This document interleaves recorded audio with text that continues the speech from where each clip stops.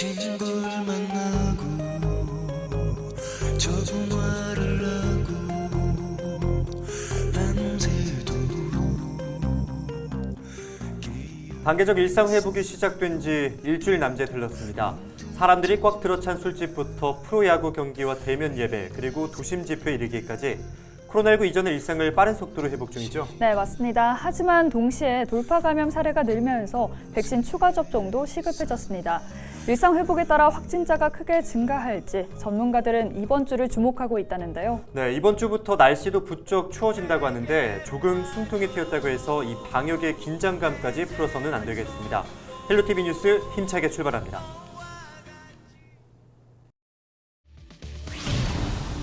충남도 내 코로나19 집단 감염 여파로 주말 이틀 동안 128명이 확진됐습니다. 당진 요양병원과 천안초등학교, 금산 인삼 작업장 등을 중심으로 확진자가 나오고 있습니다. 대학 수학능력시험이 열흘 앞으로 다가온 가운데 충남도 교육청이 코로나19 방역 대책을 발표했습니다. 11일부터는 도내 모든 고등학교가 원격 수업으로 전환합니다.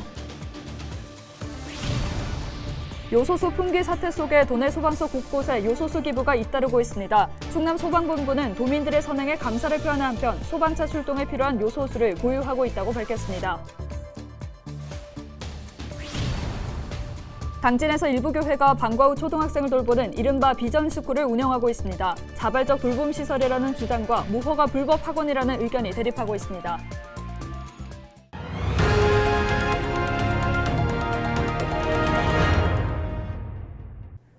충남도 내 요양병원과 학교 등을 중심으로 코로나19 집단 감염 여파가 이어지면서 주말 이틀 동안 128명이 확진됐습니다. 충남도는 6일 66명이 신규 확진된 데 이어 7일에는 62명이 확진 판정을 받았다고 밝혔습니다. 당진에선 집단 감염이 발생한 요양병원과 관련해 확진자 5명이 추가됐습니다. 이 병원에선 지난달 28일 확진자가 처음 나온 이후 현재까지 종사자와 입원 환자 등 모두 38명이 확진됐습니다. 천안에선 초등학교 관련 확진자가 5명 추가됐으며 금산에서도 인삼 작업장 관련 3명이 확진됐습니다. 8일 0시 기준 충남 전체 누적 확진자 수는 11,198명입니다. 대학 수학능력시험이 열흘 앞으로 다가온 가운데 충남도 교육청이 담화문을 내고 코로나19 방역 대책을 발표했습니다.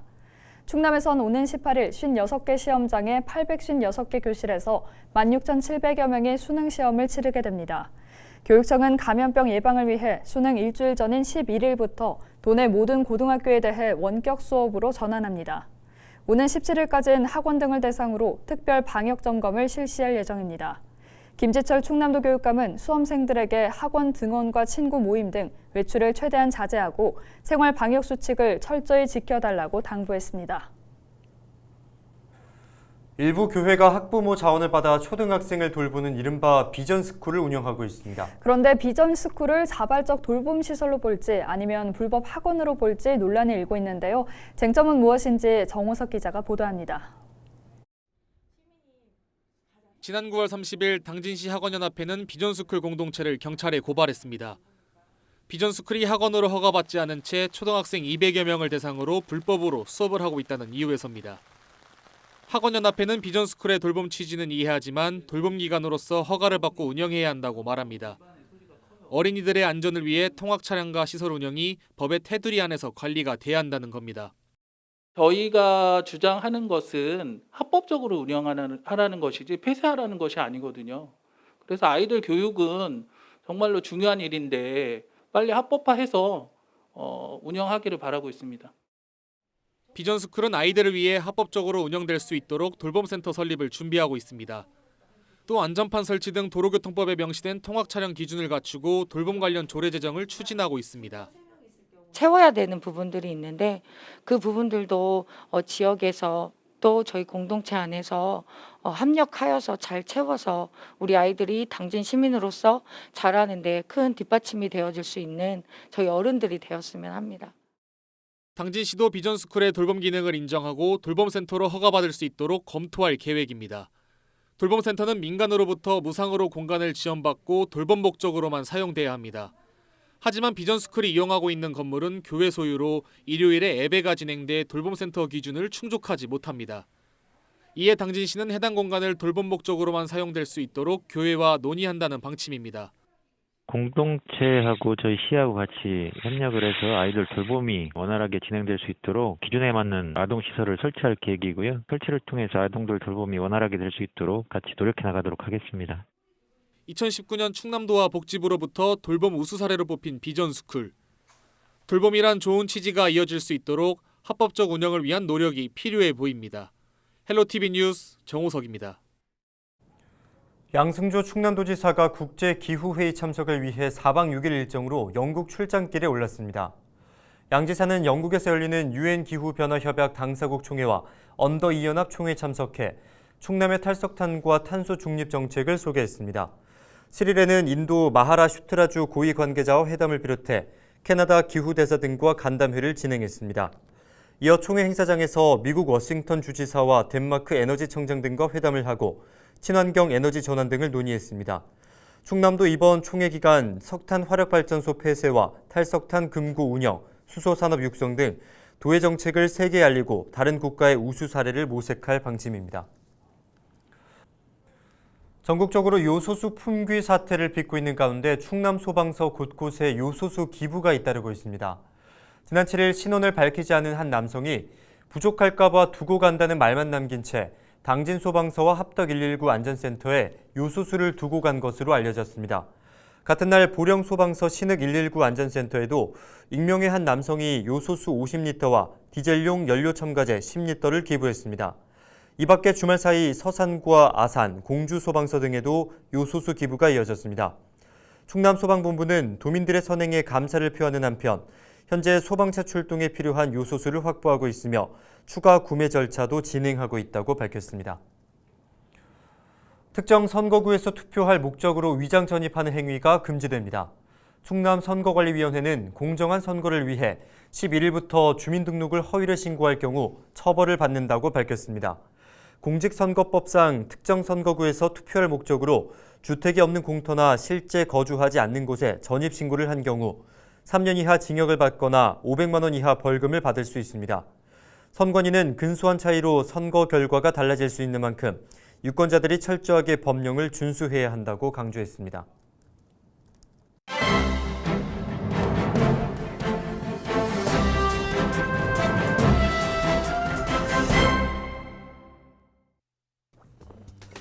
충남 지역 노선버스 운영업체들이 경유가 폭등에 요소수 파동까지 겹쳐 노선버스 멈춤 위기에 직면했다면서 어려움을 겪고 있습니다. 7일 충남버스 운송조합에 따르면 현재 지역의 노선버스 총 1,874대 중 54.8%인 1,026대가 매연 저감 장치를 사용하고 있습니다. 하지만 최근 요소수 파동으로 가격이 급등하고 있습니다. 파동 이전 리터당 400원에 구입했지만 이미 5배 이상 급등한 상태입니다. 특히 높은 가격에도 구입할 수 없는 상황이 이어지면서 이번 요소수 파동이 지속될 경우 시민들의 발인 대중교통이 멈출 수밖에 없다는 게 운수업체 설명입니다. 충남 노선버스는 하루 약 4,000리터, 한 달 12만 2,330리터의 요소수가 필요하지만 현재 업체 보유량은 16일가량 운행할 수 있는 약 6만 6,650리터에 불과합니다. 특히 일부 업체는 재고량 부족으로 5일여분의 요소수만 보유하고 있어 노선버스의 운행 중단이 불가피한 상황입니다. 버스업체들은 최근 국제유가 폭등에 따른 경유값 인상, 코로나19 사태에 따른 이용객 감소와 더불어 요소수 파동까지 겹치면서 삼중고를 겪고 있다며 어려움을 토로하고 있습니다.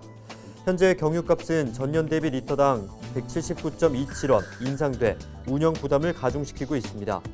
충남 버스조합 관계자는 요소수 파동 대란, 경유값 폭등으로 충남 노선버스가 멈출 수 있다면서 노선버스 운행 중단을 막기 위해서는 도의 긴급 지원이 있어야 한다고 토로했습니다. 그는 이어 폭등한 경유 구입 대금 마련에도 어려운 업체 현실과 요소수 파동 등 긴박한 현실을 직시해 지원을 통해 버스가 멈추는 일이 없도록 해야 한다고 강조했습니다. 이에 대해 충남도 관계자는 현재 버스업계 요소수 보유량을 파악 중이라면서 버스업체 지원에 대해서는 내부적인 논의가 필요해 보인다고 말했습니다. 지금까지 신문브리핑이었습니다.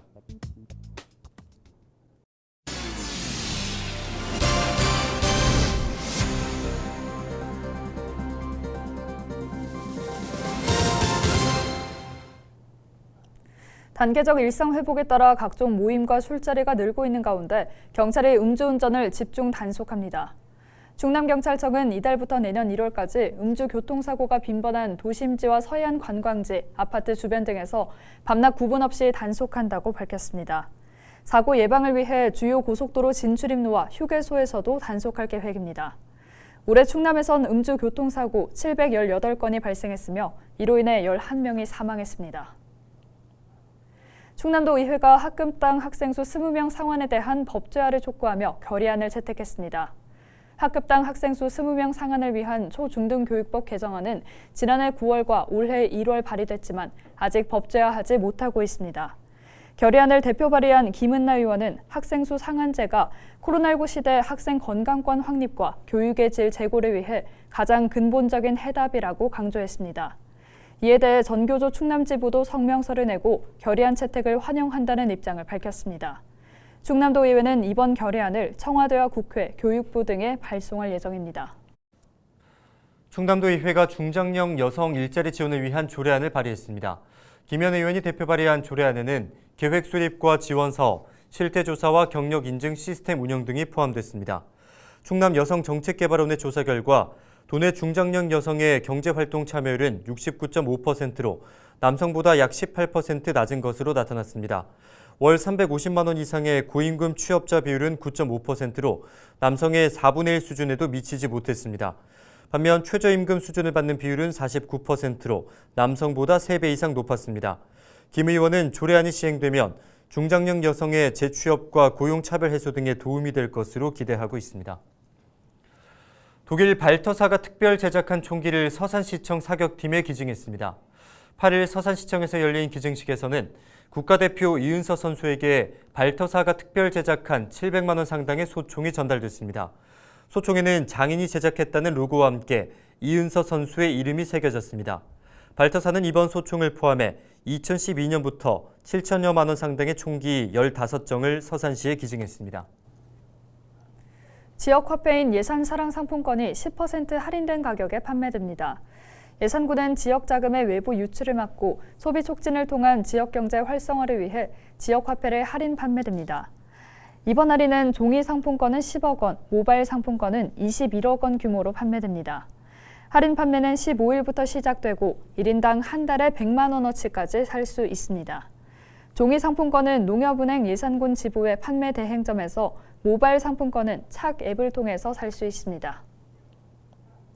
코로나19 감염을 막기 위해 임시 폐쇄됐던 예산 추모공원 재래실이 개방됐습니다. 예산군은 단계적 일상회복 등 방역체계 전환에 따라 지난 6일부터 추모의 집 재래실을 운영하고 있다고 밝혔습니다. 이용객들은 마스크 착용과 손 소독 등 방역수칙을 지키면 재래를 실시할 수 있습니다.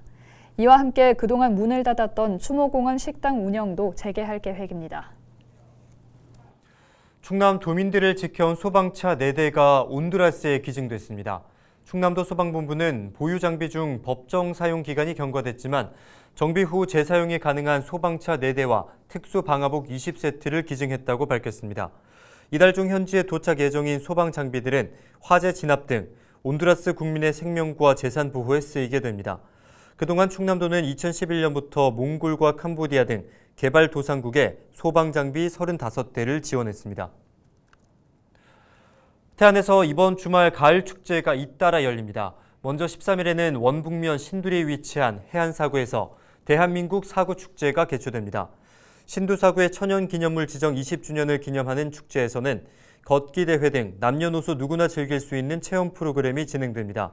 올해 7회째를 맞는 솔향기길 축제는 무한절경을 주제로 2007년 유류 피해 사고 당시 자원봉사자들의 발자취가 담긴 산책로에서 13일부터 이번 달 말까지 이어질 예정입니다.